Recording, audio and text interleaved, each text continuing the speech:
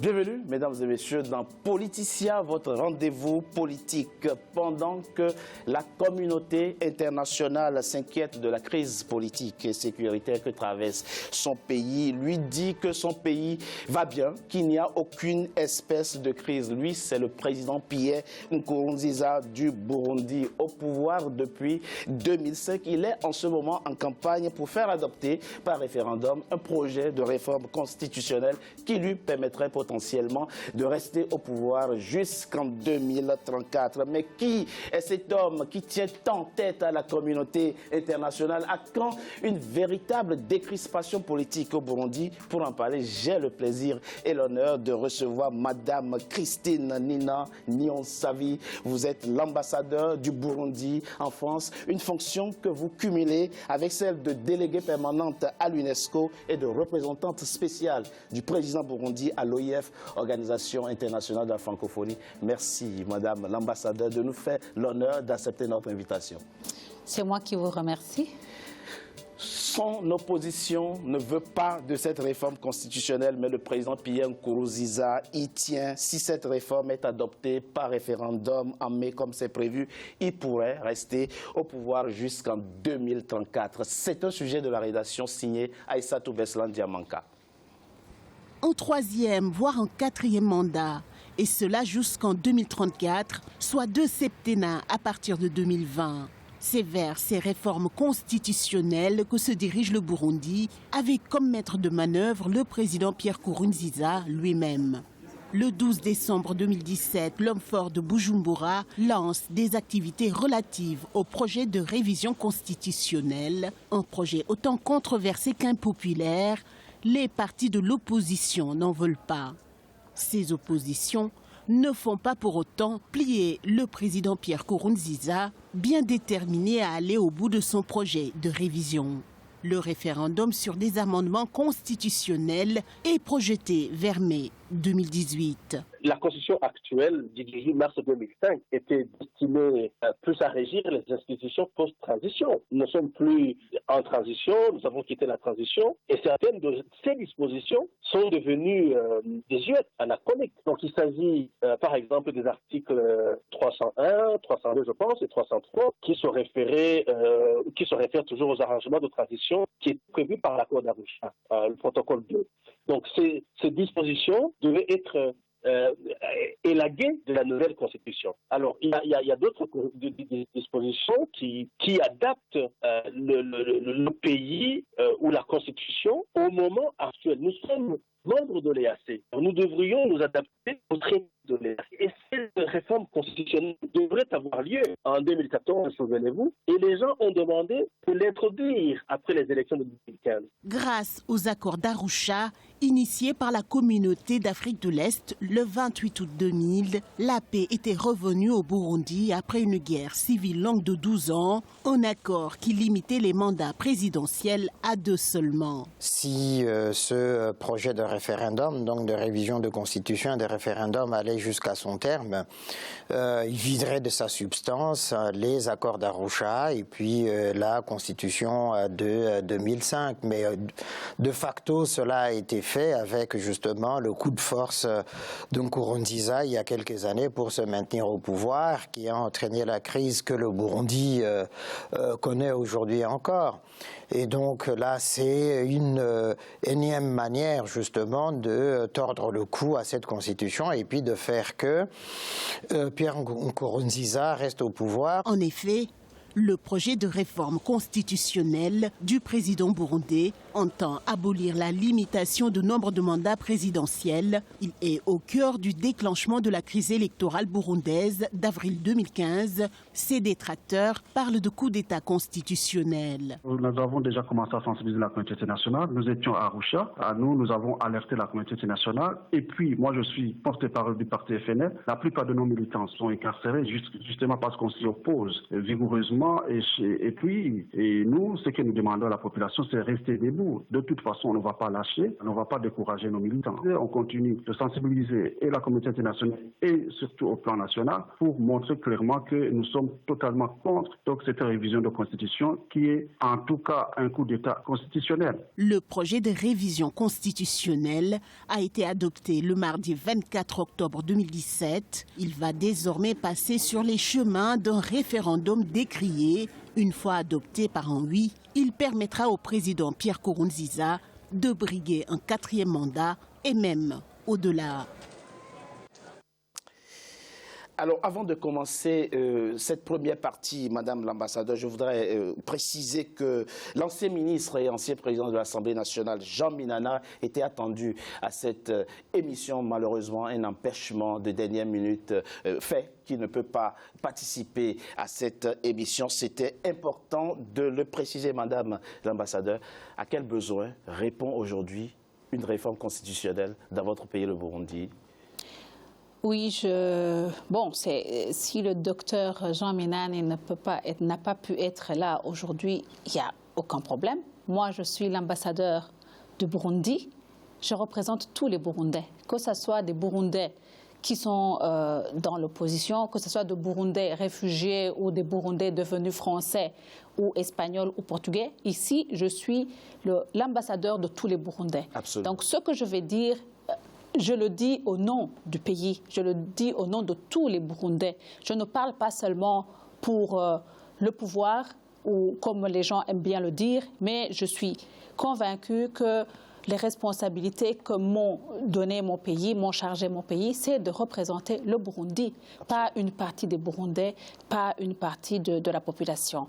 Il en est de même que le président que nous avons. Le président actuellement que nous avons, qui est le président de la République du Burundi, son Excellence Pierre Nkurunziza, c'est le président des Burundais. De tous les Burundais. Vous faites bien de le préciser. De tous les Burundais. Il n'a pas été élu seulement par une partie de la population. Vous savez, les dernières élections qui ont eu lieu de manière très, très difficile. Celle de 2015, dites-vous. 2015, lorsque nous avons dû nous saigner pour que nous puissions aboutir à cet exercice, il a été élu à plus de 98% des voix. Donc, il n'y a plus de contestation du fait que le président Nkurunziza est président de la République. Dans des conditions particulières quand même. Des conditions très particulières, oui, mais ce n'était pas la faute des Burundais. Ce n'est pas le président qui ne voulait pas des élections, ce n'est pas le pouvoir qui ne voulait pas organiser des élections, mais il y a eu un sabotage clair et net qui est venu de l'extérieur, mais bien sûr l'extérieur utilise des personnes à l'intérieur.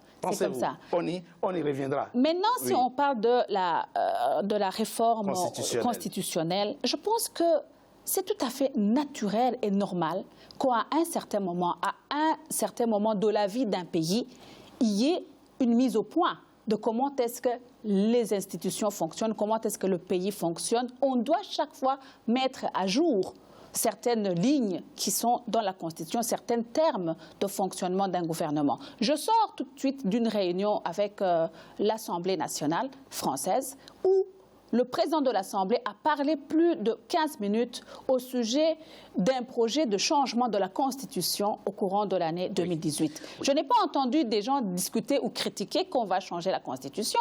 Donc le changement de la Constitution, c'est quelque chose de tout à fait normal et naturel dans la vie d'un pays. Oui, madame, vous savez que ceux qui sont contre ce projet de révision constitutionnelle ne remettent pas en cause le principe de modification constitutionnelle en soi. Ce qu'ils disent, c'est quelle est aujourd'hui l'opportunité de changer la Constitution quand on sait qu'il y a d'autres priorités, notamment la question sécuritaire, la question de la stabilisation politique, puisqu'il y a crise politique dans votre pays. En tout cas, tension politique, je sais que vous n'aimez pas le mot.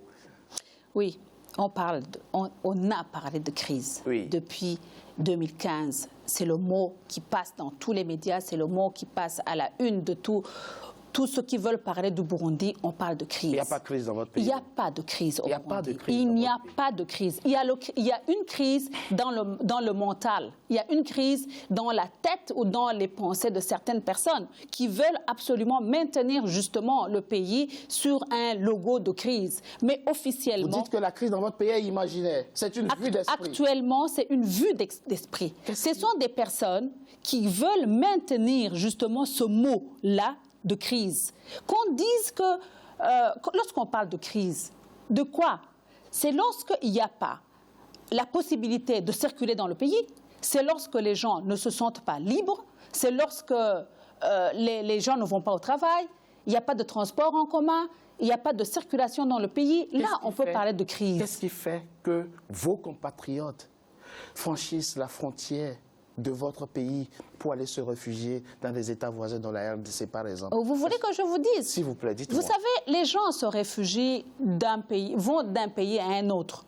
Depuis le temps des temps, les personnes ont bougé d'une ville à une autre ville, d'une région à une autre région, d'une capitale au village. Non, mais ça se planifie. Mais ça se planifie quand vous voyez des gens prendre les premiers objets qui leur tombent sous la main et s'enfuir. Bien sûr, lorsque les gens sont attaqués d'une manière quelconque, ou lorsque les gens ont reçu des informations qui leur font peur, des médias qui diffusent un certain génocide qui s'organise, des personnes qui passent de maison à maison pour faire peur à des familles. Les gens ont vécu des situations longtemps avant 2015, plusieurs années, depuis même avant 1972 dont on parle ces derniers temps. Moi, j'étais très petite en 1972, mais je sais que déjà, on me parlait de la crise de 1965. J'ai entendu toutes ces crises-là, qui se sont passées d'une manière répétitive et qui a fait que la population a pris peur à un certain moment. Et dès qu'on parle de crise, et on a vécu vraiment des moments de crise où la population a vécu mal, où il y a eu des tueries, où il y a de bains de sang, et la population était déjà habituée à fuir. Maintenant, quand ils entendent seulement l'information, quelqu'un vient diffuser des nouvelles, des informations qui sont erronées pour faire peur, les gens prennent les valises et s'en vont.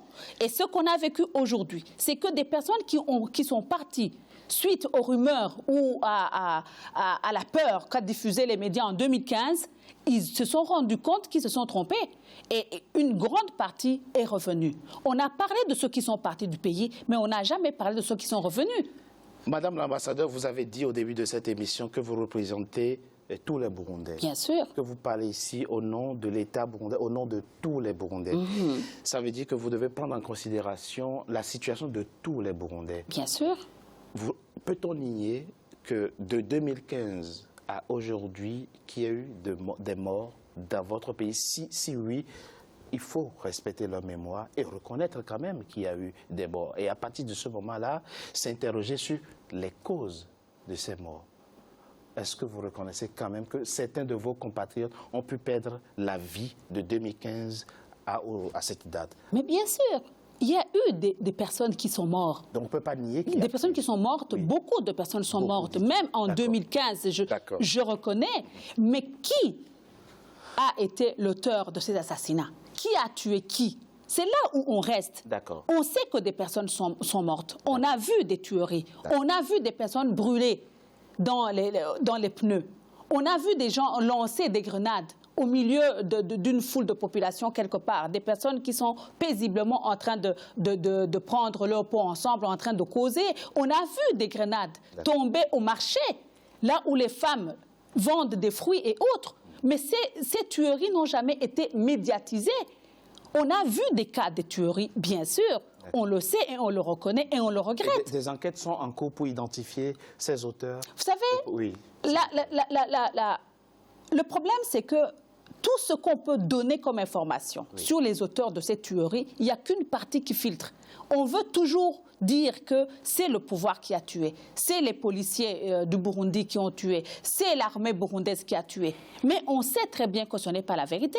On a bien vu des personnes qui se sont transformées en policiers le matin, ils sont des policiers, le soir, ce sont des enfants du quartier, ou bien en train de courir avec des tenues militaires et commencer à se déshabiller en courant pour porter des tenues des militaires ou des policiers afin de pouvoir les incriminer. Et ça n'a pas été diffusé. Ça n'a pas été diffusé. On reviendra justement sur les mobiles, justement, de cette tuerie que vous évoquez. Pour revenir donc au projet de réforme constitutionnelle, vous êtes diplomate, vous exercez une grande fonction diplomatique. Ça veut dire que vous êtes au carrefour du monde et du continent. Vous connaissez aujourd'hui la tendance sur le continent, qui est d'abord au respect du nombre de mandats présidentiels, qui est à la limitation du nombre de mandats présidentiels. Et là, votre opposition dénonce un projet qui permettrait au président de la République de rester au pouvoir jusqu'en 2034, voire au-delà. Que leur répondez-vous à ceux-là qui s'indignent de ce projet, Madame l'ambassadeur? Je l'ai dit et je le redis encore une fois. Oui.